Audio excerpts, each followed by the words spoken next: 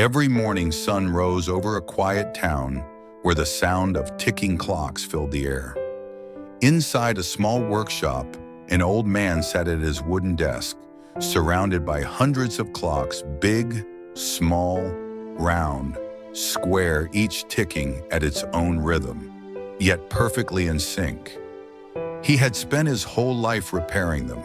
For him, time wasn't just numbers on a dial, it was life itself. One day a young man came to learn from him. He was curious, ambitious, but impatient. He watched the old man work in silence, his wrinkled hands steady, his eyes calm. After a while he asked, "Why do you always say time is gold? Everyone has time, don't they?" The old man smiled without looking up. "If it's so common," he said, "why do most people waste it as if they'll live forever?" The boy laughed. "Because we think we'll always have more of it." "That," said the old man softly, "is the biggest illusion." He handed the boy a small pocket watch. "Fix this," he said, "and remember you can't buy back the seconds you waste." Days turned into weeks. The boy worked half-heartedly, often arriving late, complaining about how slow things felt. While the old man spent each second carefully, the boy spent his scrolling, wandering, dreaming about someday. One evening, he saw the old man sitting by the window, staring quietly at an hourglass. "Why do you still use that?" he asked. "You have clocks everywhere." The old man smiled faintly. "Because this reminds me that every grain of sand that falls is a part of my life I'll never get back." He turned to the boy and asked, "What did you do today that truly mattered?" The boy stayed silent. He had no answer. Weeks later, a wealthy man came to the shop. He offered the old man a fortune to design a grand clock for the city, but the old man politely declined. The boy was shocked. "Why would you say no to that? It's a lifetime of money." The old man smiled again. "Because it would take 2 years, and I don't have that much time left." The boy froze. "What do you mean?"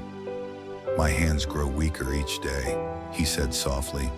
"My eyes blur more with every sunrise. Money can wait, time cannot." He looked toward the clock tower outside the window, sunlight catching his face. "I want to spend my last hours teaching what I've learned, not chasing more gold that time will soon bury."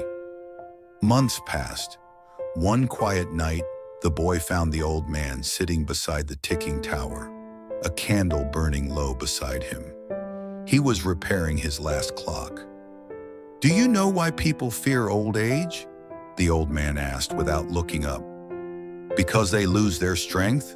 the boy replied. "No," said the old man, his voice trembling slightly. "Because they realize too late how much time they've wasted." He reached into his coat and pulled out the same pocket watch. "When I'm gone," he said, "this will be yours. But promise me one thing, never trade your hours for things that don't matter." Tears welled in the boy's eyes. "I promise," he whispered. The old man smiled one last time, looking up at the clock above. "The clock doesn't just measure time," he said. "It reminds us it's running out." And as the candle flickered, his hand grew still. The ticking seemed to stop for a moment, like even time paused to honor him. Years went by.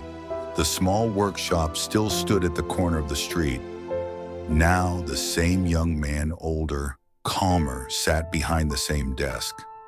People often saw him working late into the night, a small flame lighting his tools, and a worn pocket watch resting beside him.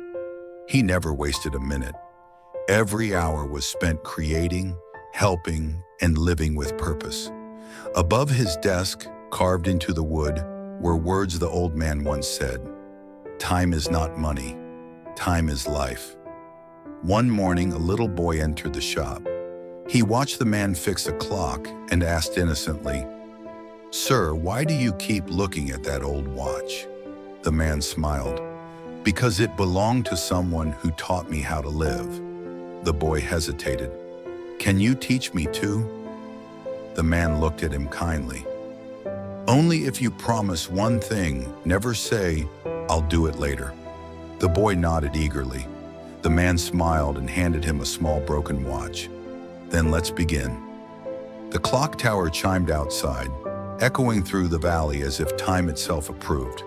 And once again, the lesson continued. Every day, time gives us 86,400 seconds, a gift we take for granted. People spend money to save time, but waste time to make money. They wait for someday, forgetting that someday isn't on any calendar.